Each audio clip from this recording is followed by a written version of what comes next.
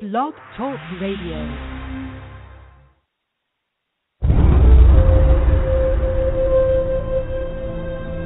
He is the last of his kind.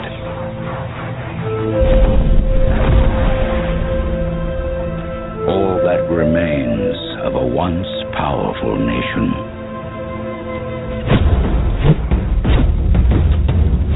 Some think he is a myth.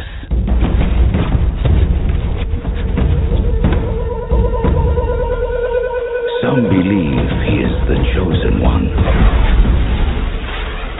who will bring balance to a world at war.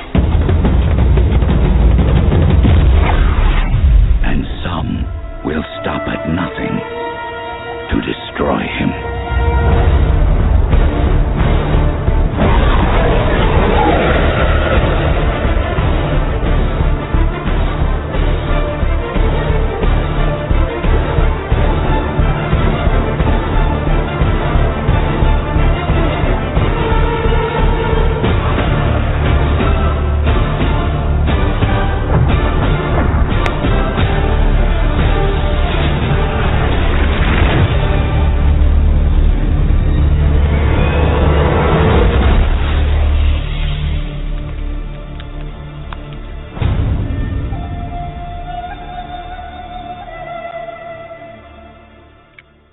Good morning, family, and blessings to you. I am Omega Ashanti, and I would like to welcome you to the Omega Morning Show. Today we will be discussing the mystery of melanin. On last week's segment, the question came up, what should we as the people call ourselves if not black? So today we will be honored with the counsel of Dr. Booker T. Coleman, and we will be covering the questions of why shouldn't we, as the people, call ourselves black? Where does the term color come from? What is melanin? Do Europeans have melanin? And why do they look different from us besides the color of their skin? On last week's segment, we discussed credit relief and ways to relieve mortgage debt and other debts. So if you would like to review last week's segment of the Omega Morning Show, you can find that link on YouTube, or you could go to my Facebook page, Omega Ashanti, Omega Ashanti, Ashanti, and that's on Facebook. And don't forget to check out my website, www.duemore.com, DUEMOOR.com. For those of you who are not familiar with Dr. Booker T. Coleman, he has covered several documentaries as well as done lectures across the world. And to call in or process anything to talk to the host, me, or my guest, Dr. Booker T. Coleman, don't hesitate to press 1. Okay? So with no further ado, we will be talking to Dr. Booker T. Coleman. Hello, Hotep, my sister Omega Ashanti. Hotep, brother, thank you for joining us this morning. How are you? I am doing excellent, my sister. Thank you for inviting me. No problem. I'm most definitely honored to have you here this morning. Could you tell the people a little bit about yourself for those who aren't familiar with your work, Doctor? Well, I'm an educator from the Bronx. I worked in elementary schools in South Central Bronx for 31 years. I retired in July of '09. I'm presently college professor. I teach in a state university, upstate New York, New Paltz, and I've been doing this since 2004. So education is my area of focus. Our children specifically, but from all the different grade levels. I've taught every grade. And I believe that culture is the cornerstone to our peoples being able to move forward with a clear agenda in order to do what's necessary, to battle a lot of the things that we focus. So I focus on curriculum development and staff development, and I visit various communities and I assist them in developing curriculum and I work with homeschoolers, and I work with people interested in educating our children. Wonderful, brother, wonderful. All right. So we will be live, everyone, and don't forget, if you do want to call in and ask any questions, the number is 310-982-4184, and that is to listen in. But if you would like to ask me or my guest any questions, do not forget to press the number 1. So we're going to go ahead and get the ball rolling this morning with our first question. Why shouldn't we, as the people, refer to ourselves as Black? Why should we, or why should we not? Why shouldn't we? Why should we not? Well, to me, it doesn't really make a difference what you refer to yourself as. What's important to me is what you answer to and how you perceive. Yes.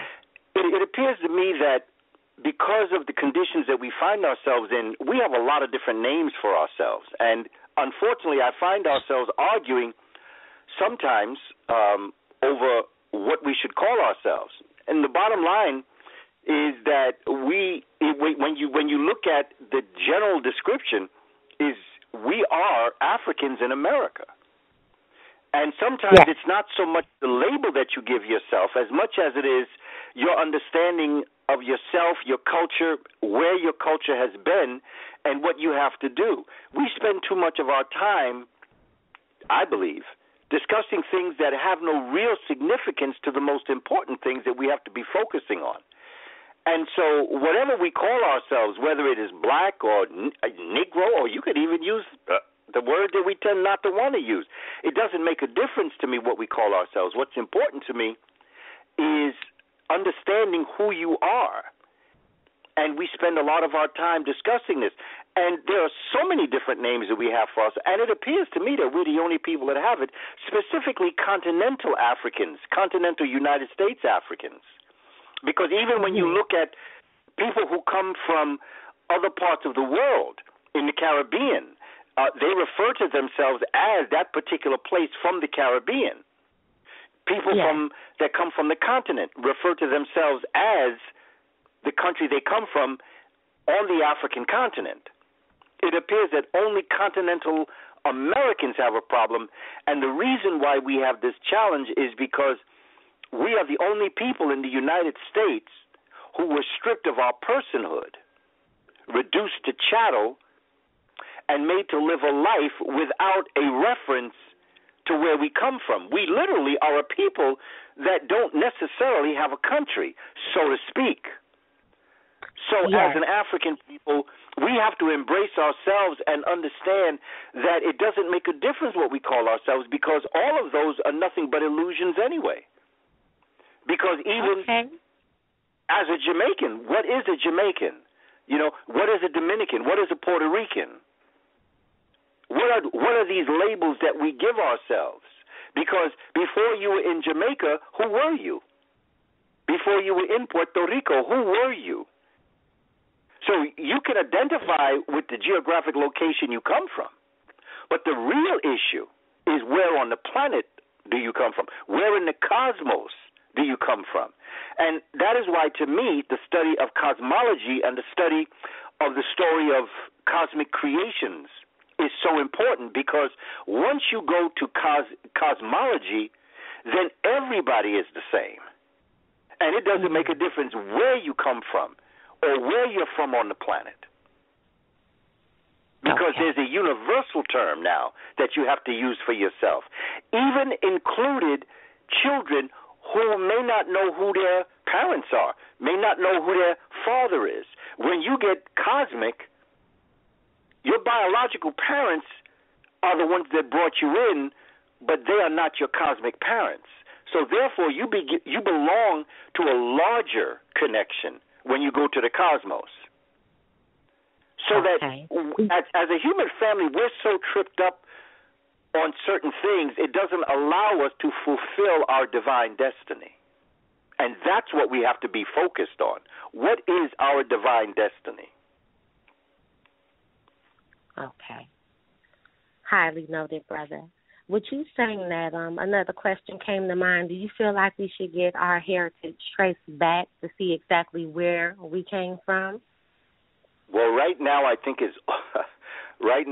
anyone that does that, there's no science that can tell you that right now. Okay. To me, I believe it's a sham. I'm sorry to tell people that because I know they've sometime invested money in it. But right now, there's no way to tell.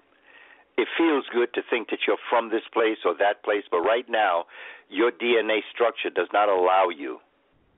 Because no matter what you're going to find out, every human being is going to find out they're from somewhere in Africa, specifically Kenya, Uganda, Tanzania, parts of the Congo, parts of Southern Africa.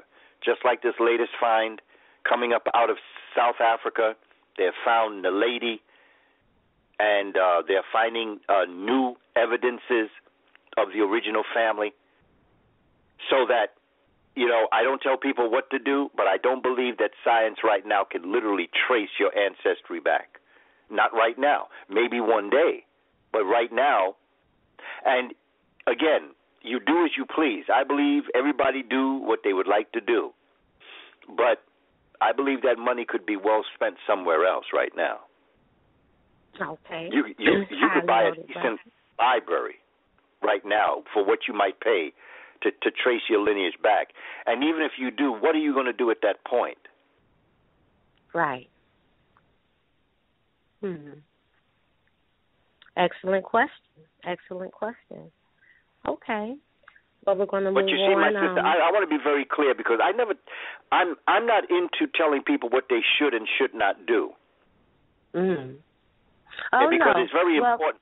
You know, but I just believe that there are so many more important things that we have to focus on that will take us where we need to go. That I like to focus on what I believe are the important things. Right. Me. And I do agree I have my priority list.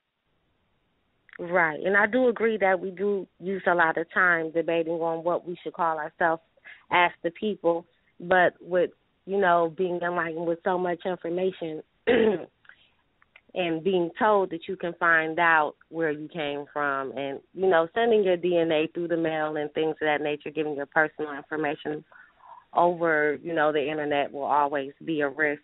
But people, if you have done that or you traced anything back and used that, I would like you to call in and give me some feedback on that. Okay, but at this moment, we're going to move on to the next question, and that question is, where exactly does the term color come from? Why did they decide to use the term color for melanoid people? Well, you know, what's interesting is that this whole concept of putting people in classified races came in the 1800s.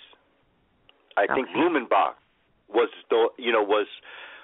one of the ones that started this process, and that was purely to develop a stratified layer, a categorization of the human family in order to prove inferiority and superiority. And it was based on totally faulty evidence that never existed in the world before. But then you've got to get into the psychology of white supremacists to understand why they would develop something like that. And then you come to realize that, you know, this idea of color, color doesn't exist. There is only one archetype. The archetype of the human family is the African. And biological climatology demands that this human organism be born in a warm tropical climate. It also demands that a human being born in this type of climate is going to be pigmented. And the characteristics is going to have, this individual is going to have a broad nose, a broad nasal index. It is going to have a large mouth. It's going to have a prognostic jaw, which is a jaw that juts out from the face. It's going to have a well-defined brow ridge, you know, up where the eyebrows are. And that is going to come from its relationship with the sun. The sun is going to cause these characteristics to appear. As this individual is going to move away from the sun, it is going to need to continue to create the dynamic relationship between light and heat energy and the living organism. As it moves away from the sun, in order for this organism to survive, it is going to have to find new ways to be able to produce the vitamin D that is going to allow the body to function properly and to absorb calcium and things like that. And so as this African organism moved away from the hot equatorial belt of the Great Lakes region, the countries we call Kenya, Uganda, Tanzania, Congo, and Southern Africa, it is going to have to survive in the absence of that direct sun.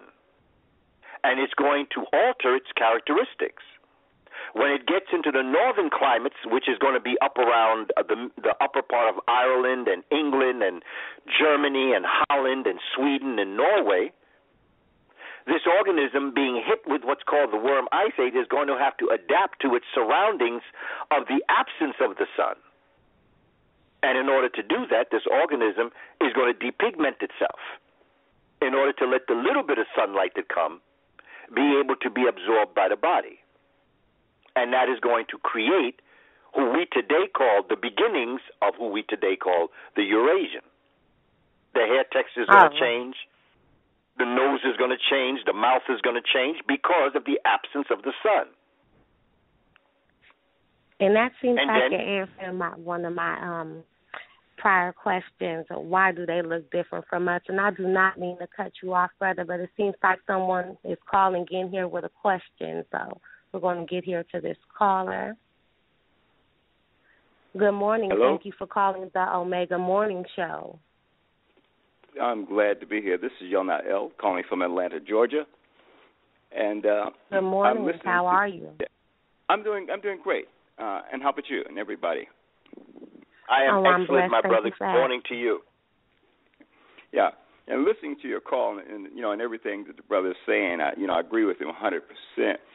One of the things that, and I was thinking in terms of myself of two things. Number one, about in terms of us as a people, and being that where we came from, that warm climate, that's a warm, caring climate, and that we as a people were warm, caring people. We were that way with each other. We were a community that worked and were concerned about each other. And when you're talking about that change that happened when they moved out of that warm, caring climate, that was development of a recessive gene that affected not only the physical characteristic but the mental characteristics as well. Because you find that person we're talking about is a very vicious, mean, and cruel, selfish individual that's not concerned about the whole but only concerned about their self. And we see that in the way that they interact with us today, even to the point where that they have to try to justify their actions. And the only way they could do that was, as he was saying, about trying to come up with this idea that somehow there was a distinction between white people and black people, and that they had to somehow or another try to justify who they were. And by saying that they were superior, it justified their abusive criminal activity, the way they abused people. Because we were traditionally a loving, warm, caring people. We weren't violent, vicious, and cruel. So when we are confronted with someone who is that way, then we understand why that over the time they, quote unquote, conquered us, because we did not have that vicious, cruel streak in us. That was a recessive gene. But more to the point, what I really was calling about was when we were talking earlier, is about unity, about our people. And he was saying something about how that we were so involved with things that we couldn't focus on what was important, which was our spirituality and who we are and why we are here. And what I've seen is this whole system is designed to keep people so busy on a regular daily basis of just trying to survive that they don't have time to really explore what's really truth and just and right, which is our spirituality.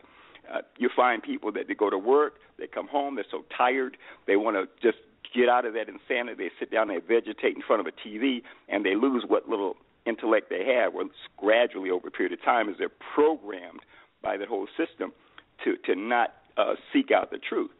And so my thing is that since we all know that there are problems, we know what problems are for the most part, but how do we come up with a true solution that will help us unite as a people? And I've seen that, for me, the problem is it roots in economics. It's not the only problem, but the focal point is economics. Everybody's so wrapped up trying to get a dollar so they can survive, and they don't realize that the reason they're struggling and working so hard to get that dollar is because they're nothing more than volunteered slaves. They volunteer to be slaves for the slave master under a new system where they think they're free, so consequently they don't constantly try to disrupt the system. They're not worried about constantly revolting against that system because they think they're free and they're willing to actually give up their lives for slave wages. I mean, why else would somebody go to work for the plantation called Walmart or McDonald's or Burger King for wages so low that they have to go to the government and get food stamps to eat? They're working a full-time job. They've been, and so my thing is that by us following the Black Wall Street model of Tulsa, wherein we actually work together and unite and understand that by sharing our wealth as a community, we can solve this problem. But we've been indoctrinated to think that for some reason we can't work together, we can't interact together. We're always fighting. We got all these different groups and organizations claiming to want to do the same thing, but in fact they're all splinter groups because everybody's trying to do their thing rather than realizing that we're all trying to do the same thing, just from a different perspective. And so what I'm trying to do, and what I would love to hear your perspective on this, is I've set up an organization wherein we are developing products, our own products that we can sell to our people, not where they have to go out and spend discretionary funds, but products that they buy already. Mine is toothpaste. I know another brother's got toilet paper. And what we're trying to do is bring these products to our people. Brother, now I want to make sure that we can all stay here on one accord. I'm sorry, sister, go ahead. I'll shut up. Go ahead. I've said enough, so I'll just listen. You had a lot of vital points, and I do agree with you on a lot of things as far as economics and having the distraction of, the television and things of that nature. But is there a specific question you wanted to ask me or the guest this morning? Yes. My question was this. Okay. As I said, my product is toothpaste, and now this brother's got information. So my question is this: how can we as a people work together to overcome the obstacles and focus on economics? Because that's my thing. I feel we can solve our economic disparity, the rest of the problems will be able to solve themselves. So how can we move forward from that concept of bringing the people together under a common banner, whatever it may be? Okay. Brother? It's interesting because as I was listening to Brother speak, you ask yourself this question: why are you on the earth? Why are you here? This is the ultimate question. Shakespeare had it: to be or not to be. What is our purpose on the planet? And when Brother was tracing back and talking about the way we were at one time, when we were you will create your entire life system according to how the nature around you treats you. When you are in a warm tropical climate, nature provides you with everything that you need.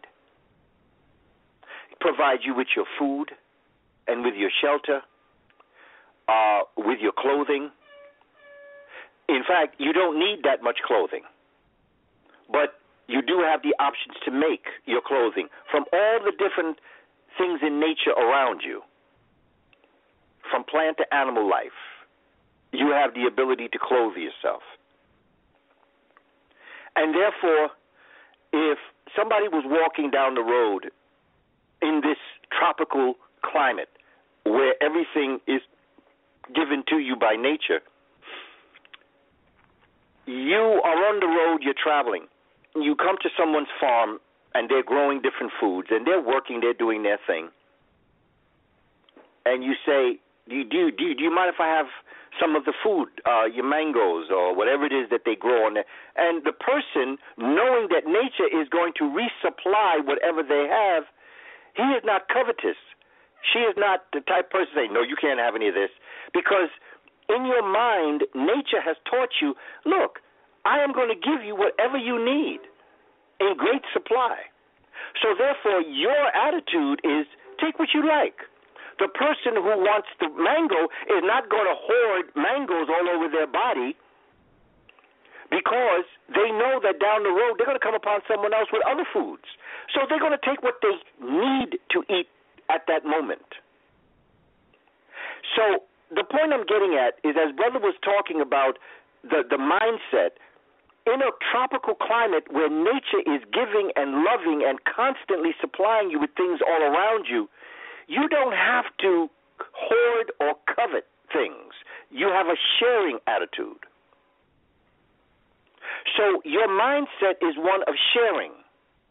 However, in the Ice Age, where nature is extremely harsh, first of all, you create a God that's jealous and envious. You create a God that is covetous. You create a God that gives you permission to take from other people on his behalf. And so, therefore, you don't have that sharing mentality. So that the Africans that went into the northern climate created a very angry, created a very jealous, envious, murderous mentality, because that was the nature of the ice around them. They come back down into the southern world and they bring that attitude with them. And this is the world that we're living in right now. We are living in an Ice Age mentality where if I want what you have, I will take it. And so we have to look at the fact that not only did our physical being changed, but you got to go into the brain, into your limbic system, which is responsible for your feelings, and realize that you have 3 glands. You have your pineal gland, your pituitary gland, and your optic thalami. Your optic thalami is responsible for your emotional growth. Your pituitary gland is responsible for your physical growth. And your pineal gland is responsible for your spiritual growth. The unfortunate thing in the ice is that the African who would become the Eurasian, his and her pineal gland became calcified. Calcified is the hardening. One moment, brother. I'm so sorry. One moment, brother. I don't mean to cut you off. We still have the guest online. Brother, did you ever get the answer to your question here? Oh, I am getting them. He's right in tune. I'm following exactly the things he's saying. Falls exactly in tune with the question I'm asking. It's a very complicated question. It has a complicated answer, and he's weaving it together so that it makes sense, because all of the dots have to be connected, and he's connecting them. So yes, I am getting the answers. Okay, I just wanted to make sure he was following you. Go ahead. Oh, brother. he's right on track. He's right. I'm starting where he began his conversation, and I'm moving him into the area because we are living in a civilization and a society where what came through nature naturally, we now have to struggle and fight for in the jobs that we perform all day long. So you take a job at Crack Donald or in Walmart, you perform for 8 hours something that nature automatically gave you when you were in Africa. We are so busy now trying to pay our rent, which in nature was free, trying to put food on our table, which was free. We are now struggling to get things that at one time were free. So we are now being misdirected and redirected to spend a great deal of our time doing something that we never had to think twice of when we were in Africa. In other words, our divine purpose on the planet is over now. We are now doing things that we never had to do before. We are now having to fight for the basic things that the Creator gave us. We now have to work at the hands of being, as Brother said, enslaved. We are now enslaved. But we're enslaved in a different way. What became working for free has now become working for crumbs, where parents and people have to work 2 and 3 jobs in order to be able to just survive. So how are we supposed to be thinking of our divine purpose when we're too busy dealing with the devil's play? And so as it relates to the economy, I say this. We spend a great deal of our time marching. My point is, if you want to march to Brother's store where he is making his toothpaste, because that is going to move him forward. the work and the money that he makes by us supporting him is going to move us forward. Because what is behind economics is trade and communication, which allows us to get to know each other. We don't know each other, and we don't support each other because we're too busy trying to live to survive. Our divine purpose now. We are not working towards our divine purpose. People were not put on this earth to work at Walmart. That was not our divine purpose. We're doing that in order to survive. Our purpose is to contribute something to this planet that brings the planet forward. And my recommendations is that if you want to march to the nearest African store, because it is in supporting our own businesses that we're going to move forward as a people. And if we don't get that economic piece in place, then we are going to continue to falter where we are. Also, to black businesses, I say, you must be true to your customer.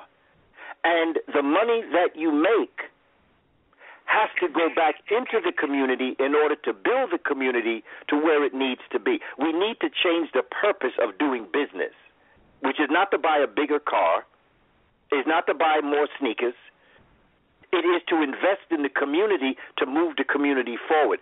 So in doing good business, we get good customers and back and forth because we were the ones that taught the world how to trade in the first place. Agreed. Excellent. And brother, do you have? Go ahead.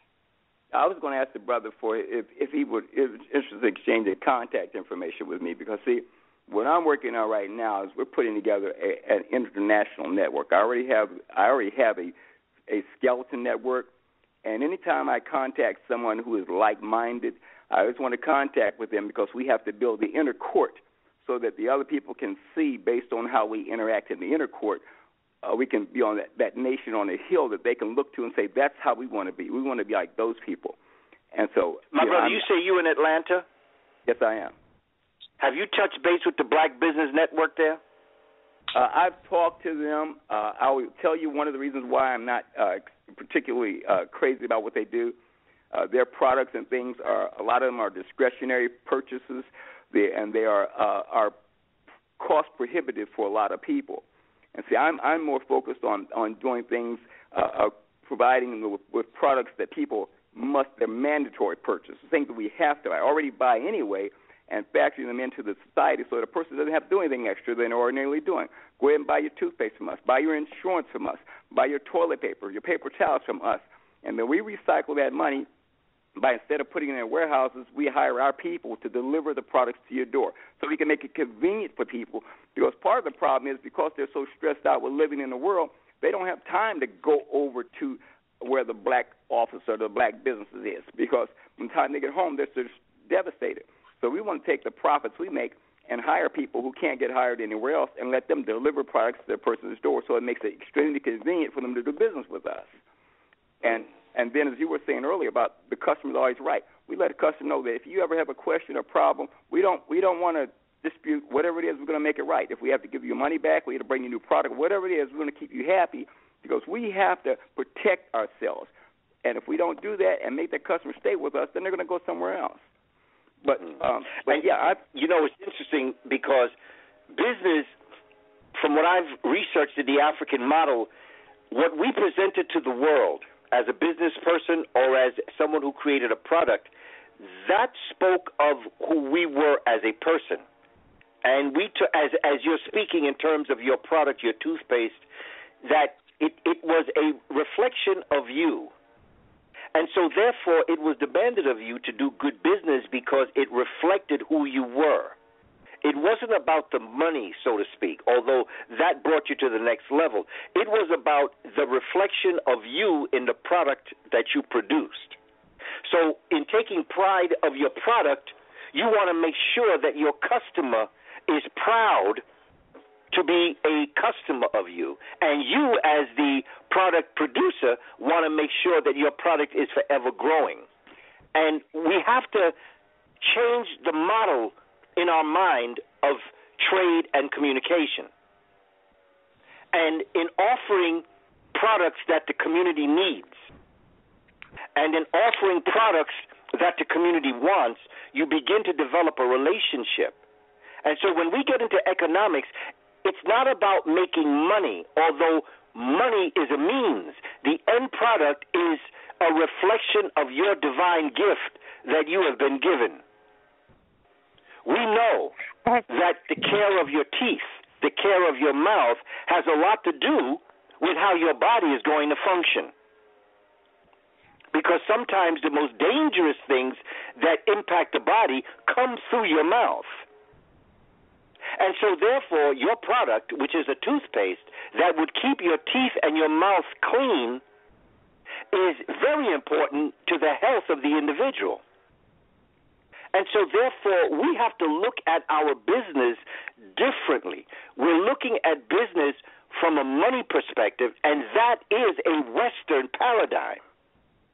An African paradigm is, this is my purpose on the planet, and this is what I've been given to offer you. What you give me in return, because at one time we did not use money. We bartered what we had. If I grew oranges and someone else grew apples, we bartered apples and oranges. Or someone who had lettuce, or someone who had clothing, or someone who even was a barber. We bartered what we had with what they had. And so it becomes important that we change our economic paradigm and the purpose for why we're into business.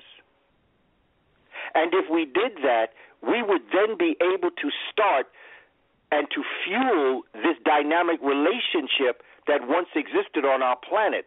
Money is an illusion. It is only given credit because someone says it has power. But money itself has no power. I was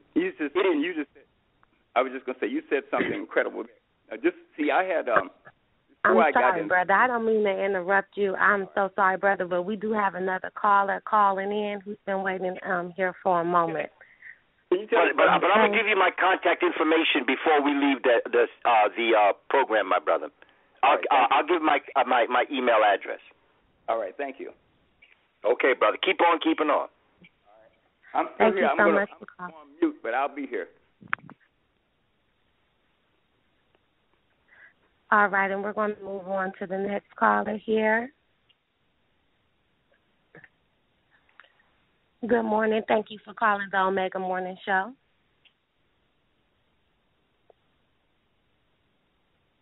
Good morning.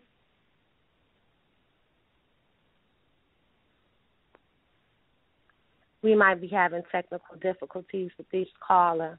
We're just going to move on to the next question. I'm sorry about that, brother. The next question actually was, what is melanin? So we can get back on course here, but it was very interesting about the economics. But just so we can stay on topic here for the people, what is melanin? Melanin is a molecule that is produced by a dynamic, energetic relationship in organisms. Melanin is found in the water. It is found in the air. It's found in the cosmos. It's found in human beings. That's what we want to focus on, melanin in human beings. And melanin in human beings is a molecule. Now, in order to understand it, you've got to go back to its smaller components. The carbon atom, you have, on the Earth, there are four basic and major atoms or elements: nitrogen, oxygen, hydrogen, and carbon. When it relates to nitrogen, oxygen, and hydrogen, you can only put no more than four of those atoms together to create a molecule. You can put 2 parts hydrogen, 1 part oxygen, that's water. 2 parts hydrogen, 2 parts oxygen, and that is hydrogen peroxide. But when you introduce carbon, the carbon atom, the number 6 on the periodic table of elements, when you introduce carbon to the mix, you create the billions of molecules that exist all around us. Carbon is like what's called the cosmic glue. Carbon is black in its nature. It is the darkness from whence all things come. Making up the melanin molecule, you have a melanosome. A melanosome is a granule. It is something inside the melanocyte. The melanocyte is the melanin cell. So you have, from its components, you have carbon, the melanosome that's in the melanocyte, which is the cell, and inside you have melanin. Melanin is what activates life. It is in every organ and gland in our body. Without it in your eyes, you couldn't see. Without it in your ears, you couldn't hear. Without it in your muscles, you couldn't flex. Without it in your skeletal system, you would not be able to function. Your skeletal system wouldn't be able to function. It's in all of your organs, and it's in all of your glands. It's in your blood system. It's everywhere. When the fetus is first formed, when it's called the blastula, it is then within the entire nature that is going to become that human being. It is the melanin that fuels the production and the division, the mitosis, of this particular human being that's about to become a fully grown infant into a human being. And so melanin becomes extremely important to life. It's in the heavens. When you look up into the sky, everything is black. That's cosmic melanin. Stars are formed from dark matter that has been pushed in on itself through dark energy. And the implosion that occurs is what creates the stars. So stars are crystallized blackness, just as diamonds are crystallized blackness. So that melanin becomes very important, and it's another great advantage that the well-melanated individual has. Now, there are different forms of melanin. You have skin melanin, but that's an organ melanin because your skin is your largest organ. You have neuromelanin, which is in your brain and your central and your peripheral nervous system. And your internal melanin is called eumelanin, E-U-M-E-L-A-N-I-N. And that is what life is about. Life is about the production of melanin that allows you the energy to perform your life's deeds. And that's why when you watch people, everybody wants to be black. Agreed. While on one hand they're telling you how bad black is, how everything that black folk have is ugly, from your hair to the width of your nose to the size of your lips to the color of your skin, while they're telling you how ugly it is, all of them are trying to get that. So somewhere along the line, as African people, we have to just stop and ask ourselves, wait. If my skin color is so bad, why are you risking your life to look like me? If my lips and if my body is built a certain way, and you say it's ugly, I'm out of shape, I'm overweight, why are you moving all sorts of fat cells throughout your body to have a backside like mine, or the front part of my body like mine? Why is it on men one of the first things that they go after is to castrate black men? Why is the first thing you want to do is take off my reproductive organ? Maybe it's because you want it. That is so true. And as black folk, we're so caught up in being inferior, we're not putting this together. So, in short, that's what melanin. Where did the term melanin itself come from in ancient times? They say it's a Greek word. What exactly is carbon, so the people can get a better understanding? Well, melano basically comes out of, they say, the Greek vocabulary, which means black. Okay. So even the word melano, mel, comes out of the concept of black. They say it's a Greek term, melanos.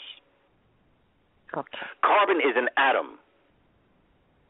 It It's in science, as you study physical science and you study chemistry, you have a periodic table of elements. And every atom that exists, the original natural ones from 1 to 92, they have all been classified. But there's only one atom, and the atom that exists is the hydrogen atom. Okay. And do you find it ironic? Do you find it ironic that it's made of the elements of 666, and that's also, identified as being the mark of the beast, or is that coincidence? What do you think about that? Well, the 666 comes from the 666 is 6 protons, 6 neutrons, and 6 electrons. And it's 666. No, I'm not surprised, because most things that relate back to black origins they create superstitions around them in order for you not to delve into them. See, if they give you things that are signs of evil, you'll never investigate them. Right. And so whenever this society tells me something is bad, I normally think it's good, because that's how I function. The Honorable Elijah Muhammad used to say that the black man's heaven is the white man's hell, and the white man's heaven is the black man's hell. And so normally when I'm told something by those who would wish to down-press me, I normally find that to be most advantageous for me. And so I've never really taken the time to pay attention to what they say. So when they say that 666 is the sign of the devil, and then they say black people are the devil, then I sort of kind of think that whatever 666 represents, it's in my favor to know what it is. When they tell you that it's bad luck for a black cat to cross my path, and then I realize that the black cat was sacred to ancient Africans, who was given the name Bastet. He was the feminine principle of resurrection. Then I realized but it looks like we're having a caller call in with a question here for you. That is very deep, enlightening. And don't forget, people, you can call in and press 1 in order to ask guest a question. Thank you for joining the Omega Morning Show. You're live. Hello. Good morning. Good morning. Yes, good morning. Thank you for calling the Omega Morning Show. Can you hear me? Yes, I can hear you just fine. Okay. Well, this is Reverend Dennis. I'm your number one fan. And I want to put an input in, especially about the black everything. You've heard of the black hole. We've heard of, like you said, the black cat. Anything that got to do with black has always been always assumed negative. And I was listening to your call, and I was talking about y'all really going somewhere, and I really appreciate this information, because it does a lot for my heart. But my one question I do have is for, why is it just like he was just talking about everything that the black has, they wanted, they try to copy it, from our lips to our hips and our fingertips, everything. Can you hear me now? Yes. I hear you. Sound good. Oh, okay. Now, here's my thing that I've been listening to, and you just hit it right on the head. I just really want to say thank you for just making it so clear, and you described it so in your face. It seemed like everyone, not just the Europeans, basically everyone is trying to copy the black man. But have you ever noticed that any time that we mate with a white or any other of them, and they got one drop of black blood in them, they automatically call them black. They're automatically black if they look more Indian or whatever. If they got any black blood in it, they say that their blood has been tainted. That's agreed. That was the. Okay, go ahead, sir. No, I'll follow you, brother. I'll let you complete your thought. Yeah, that was basically it. That was basically it. That was basically it. I was just how strong is going to show how strong that we really are. Well, we are the only.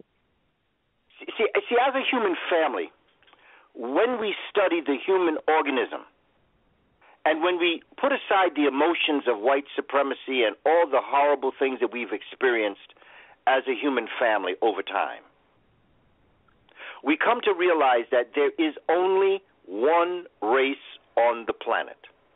Come on. There's only one race, and that is the human race. Yes, that's it. That's the bottom line. And the archetype of humanity, nature has it that the way in which life came on this planet, that plants were born to be green. Yes, right. With the chlorophyll. That is what nature has told us. That what brings life in the botanical world into existence, with the impact that the sun has on botanical life, the chlorophyll makes botanical life green. Now, by that I mean you may have many different beautiful color flowers, but what brought those colors into existence was the green of the plant. Plants were born to be green. Humans were born to be black and dark brown. That's nature. Mm-hmm. That's not personal. That's not superior or inferior. That is a scientific fact. And as this organism, as plants moved away, and as plants are found around the world, where I am in New York City, when it gets cold, green life dies. That's right. And in the springtime, when it starts to get warm, green life is resurrected and it's born again. That's science. Mm-hmm. Life doesn't exist in the cold. It dies in the absence of the sun, in the absence of light and heat energy. That's science. That's not personal. The human being was born to be black. And as this organism moved away from the hot climate of Africa, Central East Africa, it began to change its pigmentation. And they changed the pigmentation in order for them to survive the absence of the sun. That's right. And so now, when Eurasians see us, they want to now go back to their archetype. But they are so caught up in their fear of their original self that they make the original self bad, but they spend their life trying to be like it, which to me is founding on psychopathic, sociopathic behavior. And that's why they conduct themselves that way, and that's why they treat us the way they do, because they want to be us, but they are afraid of what will happen when they return to the promised land. Mm. Now, that's science. That's not personal. Look at how they act. Don't believe me. Look at how they act. Look at how they conduct themselves. And that is your answer. Yeah, I'll agree. I'll agree very soulfully, because I have a lot of things that's in question about stuff. I'm constantly viewing and reviewing from why they came in the beginning and got us under the excuse me. They're the one that they prohibited us. They kept us down and kept us from being now who we are. We couldn't speak our own language. But we're not gonna go into that one. That's a whole different subject. But what I'm saying is, when somebody's always oppressing you, and then when you decide to stand back up, then you're the enemy. But all the time they want to be like you. I'll agree with that sociopathic logic, because that's just fear. They're operating out of fear. Mm-hmm. The greatest enemy on our planet. Excuse me? The greatest enemy on our planet is ignorance. That's correct. Ignorance gives birth to twins. Fear, false evidence appearing real, and denial. Fear and denial give birth to white supremacy. Or supremacy of any sort. Right, that's it. So we have got to, so I see our enemy is not a person. Our enemy is ignorance in that person. Come on. And that's why education becomes so important to me, because it is through education. See, my enemy in the classroom is not a student, it is ignorance. I battle ignorance in the classroom as a teacher. And as a person becomes enlightened, as the person becomes self-reflective, they are then able to look within to see the divine, the divinity within. And when they see the divinity within, they can see the divinity without. And so, therefore, what becomes fear and denial now becomes courage and acceptance. Mm-hmm. And the only way that I can ever understand someone else's Holocaust is when I understand my own. And so we as an African people, particularly continental United States Africans, have to study our history. There are people from all around the world coming to America with all sorts of ideas about who we are as Africans here in America. But what they don't know is that the very nature of why they escaped their country to come here is because of the struggle that African people fought in this continent in order to make their life better. When the civil rights laws were broken down in the 50s and 60s, the immigration laws were broken down. That is why so many people are able to come to America, is because of our struggle. Whether you are from Asia or from Africa or the Caribbean, the reason why you are here able to get the job that you got is because we fought and put our life on the line as Africans in America, from the American Revolution straight up to the Iraq and Afghanistan conflict. We are the reason not only why you are here, we built the economic industrial system of the Western world. I ain't asking you to give me nothing. I'm just telling you, respect the source. That's right. That makes you who you are. Don't forget, African Americans put their life on the line to open up this country for you.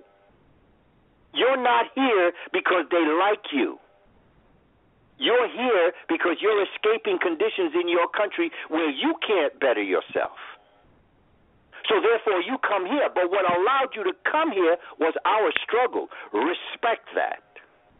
And understand, when you see us going through our changes and our tribulations and our unfortunate misunderstandings of who we are, that we would gun each other down, that we would murder each other, it is a result of the pain of being enslaved and not knowing who you are. I'm not giving no excuses.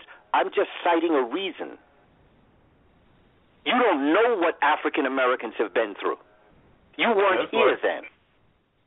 We have been through hell. And these are the results of living in hell with the devil himself. And eventually, we're going to solve this. We're going to take care of this.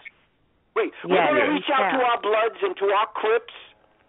We're going to reach out to all of those gangs and organizations that are acting inappropriately. We're eventually going to take care of our business, because that's what we always do. That's but right. in the meantime, you better understand what made all this happen, because guess what? It's going to happen to you.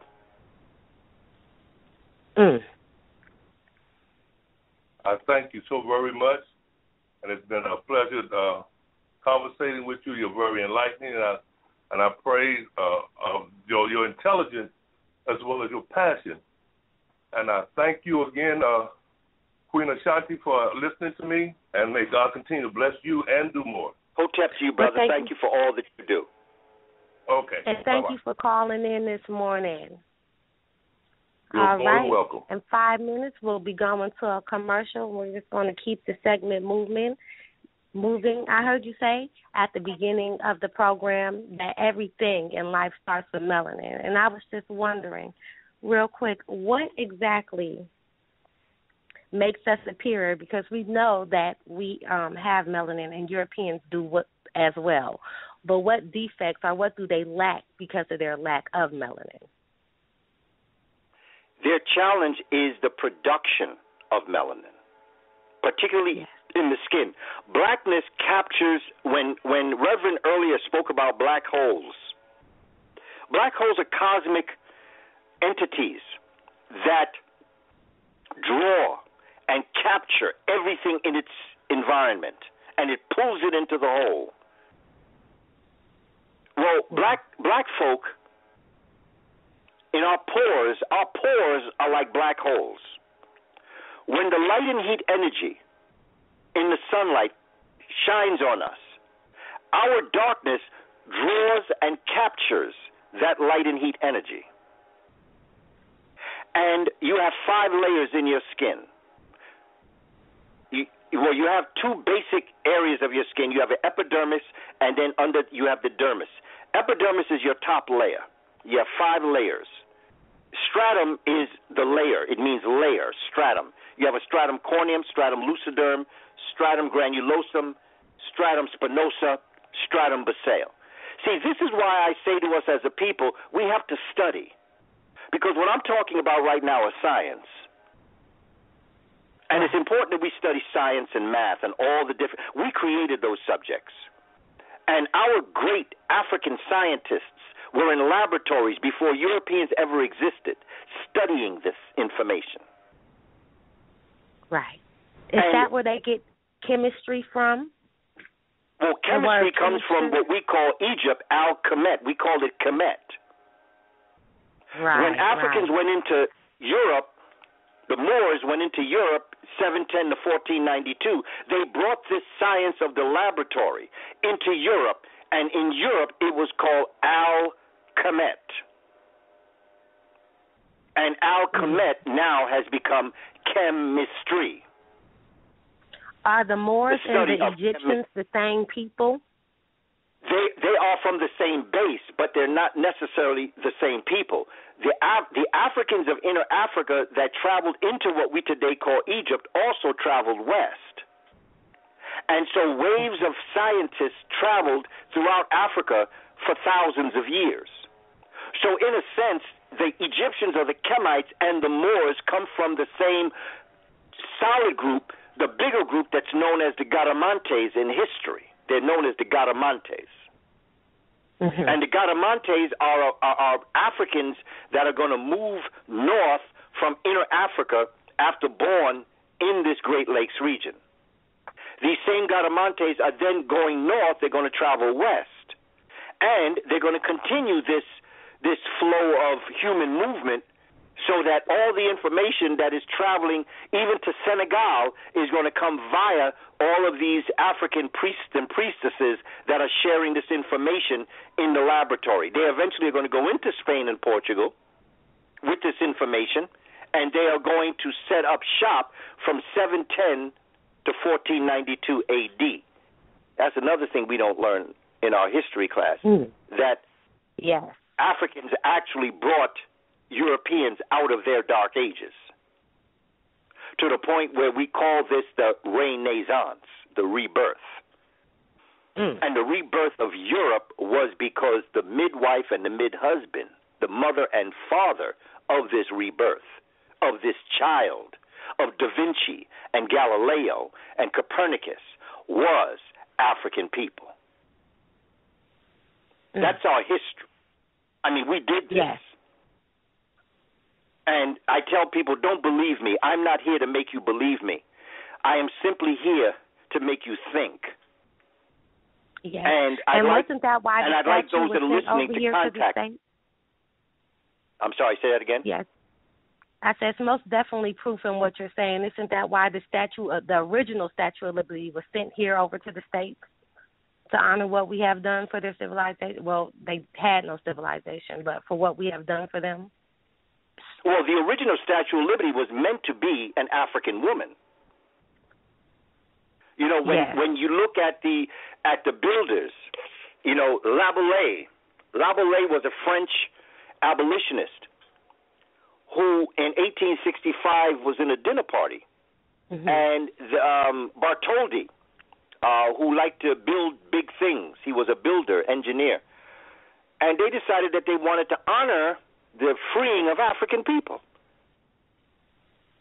And so they created this concept of creating a Statue of Liberty.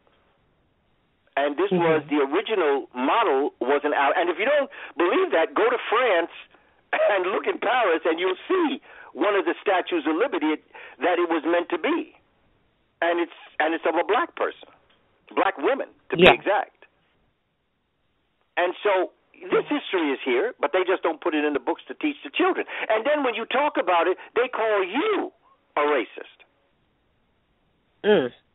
True. And that again goes back to that sociopathic behavior that it's called, in psychology, it's called dynamic projection, where you project on the person you wish to oppress your inner feelings of yourself.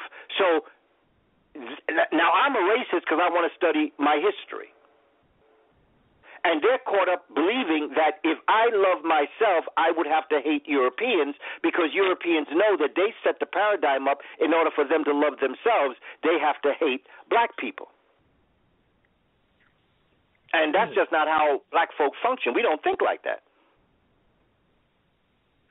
We don't think in terms, for me to love me doesn't mean I have to hate someone else. I have not built up the love of self standing on the neck of somebody else. I built the love of myself standing on my 2 feet on the ground. I don't need to put someone else down, make me feel better about myself. I feel better about myself because I know what I have achieved and who I am.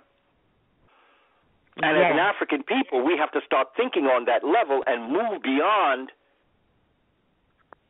the superficial life that we have been made. Going back to the brother that was speaking about his product, we have to go back in order to go forward.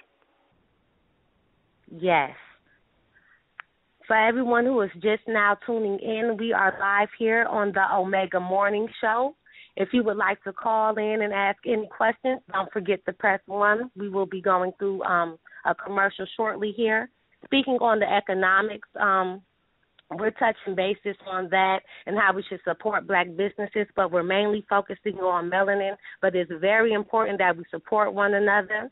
And, brother, could you give them some of your contact information if they would like to network with you or have any further questions or anything they wanted to ask you, a way that they can reach you or plug into you? Email me. I'd like you to email me, and I'll send you my study guide. Study guide is 70 pages. And it's an outline of the direction that we can take as it relates to studying our history and our culture. My and email where can address, they email you at, brother? Kamene777@AOL.com. KAMENE 777 AOL.com. KAMENE 777 @AOL.com. All right, and if you're just now joining us and you missed the first half of the segment, you can also check out the beginning of the segment on YouTube. I'll have this uploaded. We're going to do a quick commercial, and we'll be right back after a short message.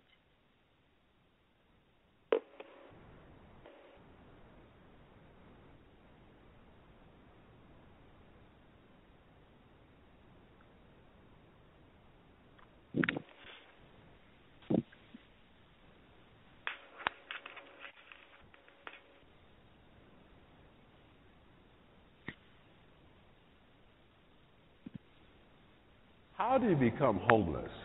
I like to talk about that, especially in light of things that we've seen happen in our country the last 2 years. We have, in fact, seen the creation of... Greetings, family. I am Omega Ashanti, bringing you DoMore.com, which is not only a movement, it is an art form, offering clothing for royalty. Check out DoMoreFashion.com and purchase a tee, which represents you and your awareness of your true identity, which is backed by knowledge, not belief. Do More Fashion, a clothing line with real passion. The Omega Morning Show, every other week at 10 a.m. Eastern Standard Time. Clip on Hidden History are uploaded every Sunday. www.domore.com. History Classroom is what you click on. Hoping to enlighten and empower the community mentally, economically, and furthermore reestablishing our motto, awareness, prosperity. The truth is, you must be in business for yourself. Now let's take a look at this. Dial this number, 972-999-9277 for the 2-minute message. When you're done, call Tahaka, 904-303-9061. You got to be in business for yourself. For the hottest business opportunity going today, dial 972-999-9277. That's 972-999-9277. When you're done, call Tahaka, 904-303-9061. The greatest business opportunity this century. Don't miss it. All right, and we're back with the Omega Morning Show. We are live with Mr. Booker T. Coleman, and we have covered several topics, and we have 20 minutes left in this segment. So if you would like to call in at 310-982-4184, and if you would like to speak with myself or the guest, don't forget to press 1. We're doing a segment on the Moors, and we're going to on melanin, and we're going to keep the ball rolling. We have already covered the questions of why we as the people should not refer to ourselves as black. Where does the term color come from? What exactly is melanin? And why do Europeans look different from what we look like? And do Europeans have melanin, which he has answered. All right, brother. Are you still with us this morning? I am with you, my sister Omega Ashanti. All right. So I guess the next question we have up here for you, which you touched bases on it earlier, why does our appearances differ from theirs as Europeans? Well, it goes back to the sun. And whether you're dealing with morphology, which is the structure of the body, or you're dealing with physiology, which deals with the physical appearance, everything that we are, everything that we look like, all comes from the organism's relationship with the sun. And that is why to the ancient world the sun was so very important, because it was the lifeline to everything that we were. And so it goes back to the sun. From the color of our skin, to the width of our nose, to the size of our lips, to the structure of our body, the length of our arms, our size, everything goes back to the sun and our relationship with the sun and where we are in relationship to the sun. Okay. Mm-hmm. And how did they develop these different features? Their hair, their nose. Why does our features differ from theirs? Well, when you are in the heat, in your hair follicle, inside of the shaft, there are packets of an oily substance known as sebum, S-E-B-U-M, sebum. And periodically, those packets explode and send the oily substance to the scalp or to the skin, up the hair follicle.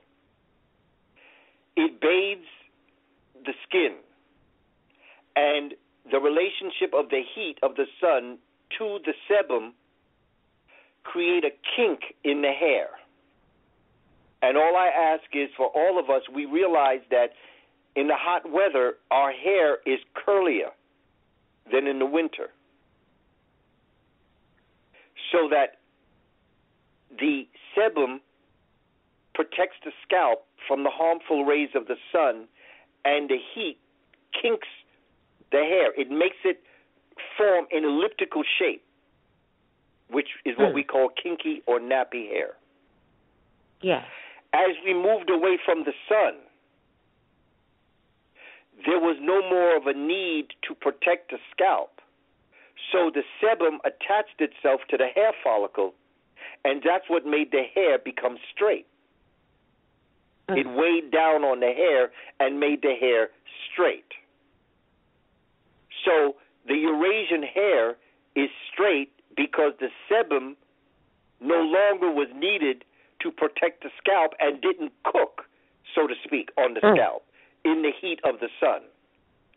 So it was allowed to remain, and in so doing, it made the hair straight. When this organism went further north into countries like Sweden and Norway, Denmark, the melanin in the hair no longer existed, and so the hair went from being black to light brown to red to blonde and to platinum, because that's the sign of a lack of melanin in the hair. The eyes in the heat are black. As this organism moved north, the same thing that made their hair blonde made their eyes green and blue. It's the lack of melanin in the eyes. Mm. The nose that was wide contracted in the cold. Heat expands, cold contracts. It had the nose become aquiline. It made the lips become small. It made the mouth revert in. Africans, the cranial structure of an African is known as prognathic, which means that the jaw juts out. It protrudes from the face. That's what the heat does to the face, to the skull. As you got into the colder climate, the skull, the jaw went from being prognathic to orthognathic, which means that the jaw begins to jut in. Say again? Yes, you did. I mean, Go this ahead, is brother. science. I'm sorry. We're talking science, my sister Omega Ashanti. We're not talking superiority or inferiority. Yes. I have not once said anything about being superior. I'm talking about being first. Yes. And I want to make sure that the people were following you with the terminologies, so that they can. Well, see, the thing is this: we have to study. Right. We have to study our history. We have to study what it is that we're talking about here, because I teach this to my 5th graders. I taught this to my 6th graders. I teach this to my high school and to my college students. Right.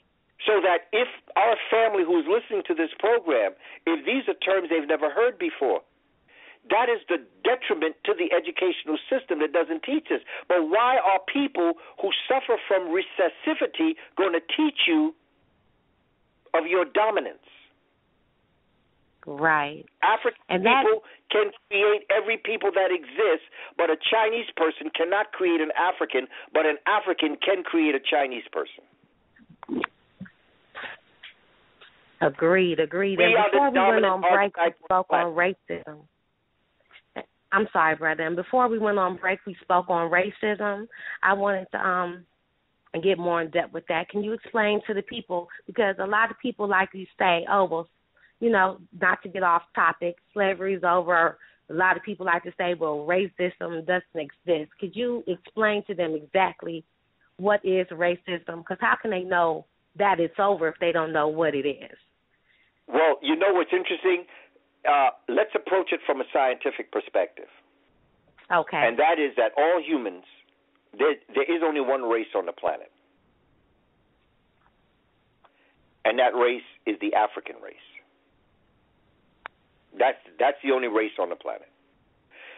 In what I just said, racism cannot exist. Because racism can only exist if there's more than one race. What Europeans did was create the concept of race and then created a classification of race. So therefore, if you create a white race, a yellow race, a red race, and a black race, then you can have racism. But if there is only one race, you cannot have racism. Let me take it another level as it relates to science. If there is only one race, you cannot have an interracial marriage. Because If there's only one race, inter means amongst many.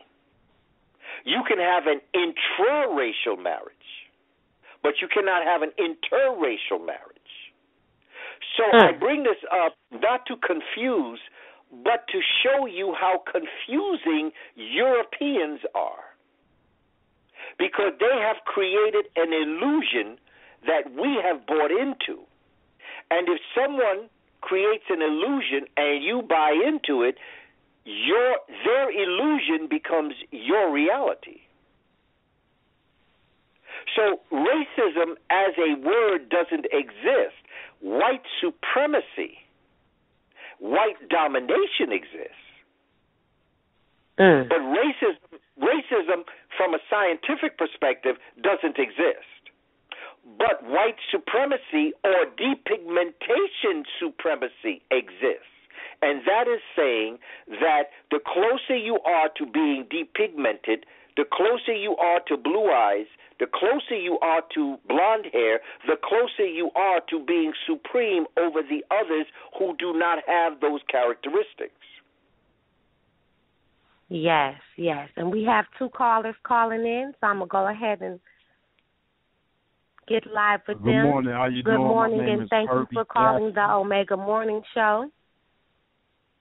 Thanks for having me. This is Herbie Gaffney. What's up, Ashanti Omega? You my cuz. I love you. I want to say I'm proud of you first and foremost.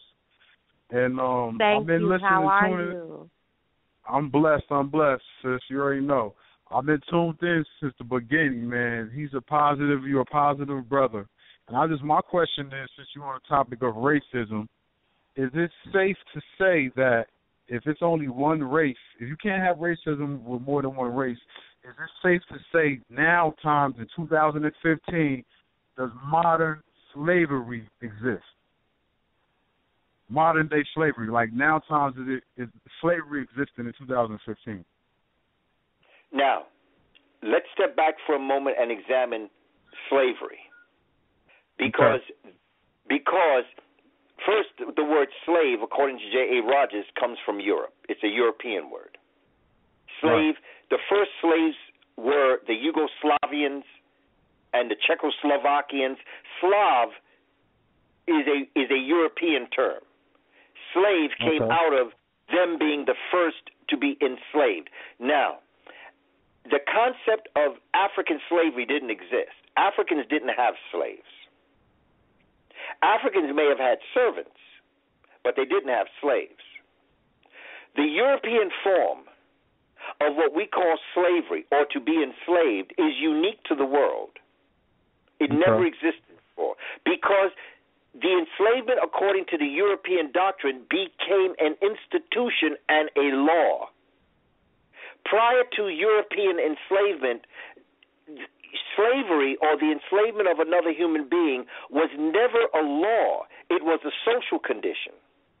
You see, what Europeans did was they created, in their illusion, they created a set of laws that took a human being and equalized them to chattel. It's called chattel slavery. They equated a human being to a dog and to a cow. That never existed in the world's history before.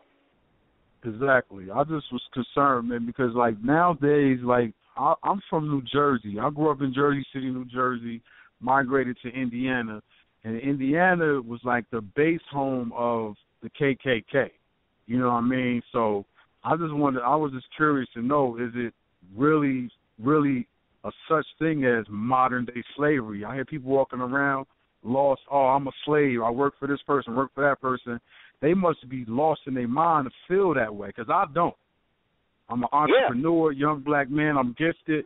You know, all my family members actually work for themselves, either do hair, barbers, professional people. You know what I mean? So I just was curious to know about if this modern-day slavery, you know, along with the other topics we was talking about, the melanin things, because I'm definitely a positive black man, and I'm nobody's slave. So I just was concerned with that.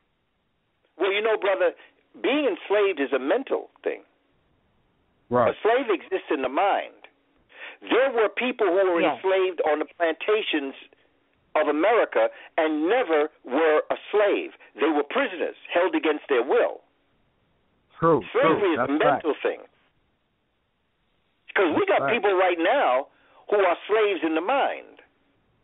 Exactly. White supremacy only exists because people believe it still exists. But if you know the truth, and if you understand who you are, and you understand what the world is, then you determine for yourself what your world is. So when you claim that you are an entrepreneur, that you are not enslaved, you are not enslaved. Exactly. Because you've called into being your condition. Now, someone else might treat you a certain way. But if you don't, that's why I said it's not what you call yourself, it's what you answer to that's important. Exactly. You see, so that you have determined for yourself who you are as a cosmic being that goes beyond anything that a European could ever tell you. So if in your mind you are who you are, that's who you are. Now, if somebody else interprets you to be who you are through their interpretation, that has nothing to do with you, because I tell people all the time, your personal opinion of me is none of my business. That's right. You're telling the truth. I know that. You know what I'm saying, brother? So what African people have to do, they have to take on your persona. They have to take on your way of thinking. You are who you say you are, not who other people say you are. It is not what people call you, it's what you answer to. And what you answer to is what you freely accept as who you are. And so our people, in pain, as they are, not all, but some, we have got to, those who believe within that we are who we are, we have got to, through love and determination and unconditional respect of our people, understanding by matter of degree, by the grace of God, there go I. I was born and raised in a project in New York City. I was born and raised under the conditions that I could have turned out any number of ways. True that. But absolutely, for the divine purposes, I and many of my friends and many of the people from projects all over the country were able to view ourselves as worthy divine humans with a destiny to fulfill. Some of our people may not have had that for whatever reason. And it is up to us through divine respect and love to work with them, to, as Harriet Tubman, go back onto the plantation to bring our people forward. Harriet Tubman was the conductor of the Underground Railroad that freed the African body. We, in this generation, are conductors on the Underground Railroad to free our people's minds. Right. So you keep doing what you're doing, you keep talking like you're talking, and other folk will, by your example, follow what it is that you are saying to them, and they will free themselves within the mind, because being enslaved is a mental thing. Right. I'm going to say that to people, too, because there's a lot of people around in the community where I live in, they just lost, blind, and don't know their truth, their history. They don't study enough. I got knowledge of self. I study. I read. I was raised a certain way. You know what I mean? I had two parents that taught me the truth. So I just try to spread the same thing to the people. And Ashanti's actually example, my cousin. I definitely will. Ashanti, no doubt. And cousin, contact me, email me, brother, and I'll send you my study guide that pretty much takes us through a process of studying our history and culture. I absolutely will, most definitely. It's a pleasure talking to you. Thanks for answering my question. Ashanti, you know I love you, cousin. I'm proud of you, okay? Keep doing what you're doing. Absolutely. Thank you so much for calling in. I love you. And we have another caller here on the line. We're running low on time, so what we're going to do is we're going to get this last call in, and we're going to make sure that this brother leaves his contact information so that you guys can get a hold of him after this broadcast is over. Okay? All right, you're live. Thank you for calling the Omega Morning Show. Hello? All right, it seems like this person may be having some technical difficulties. brother, are you still here with us? You talking to me, my sister? Yes, I'm sorry. Yes, I tried to link in another caller, but it seems like they were having some difficulties hearing us this morning. Okay. Would you like to give the people your email address again so they will be able to get your study guide to be able to contact you? Kamene777@AOL.com. KAMENE777@AOL.com. KAMENE777@AOL.com. Email me. I'll send you my free of charge. Go ahead.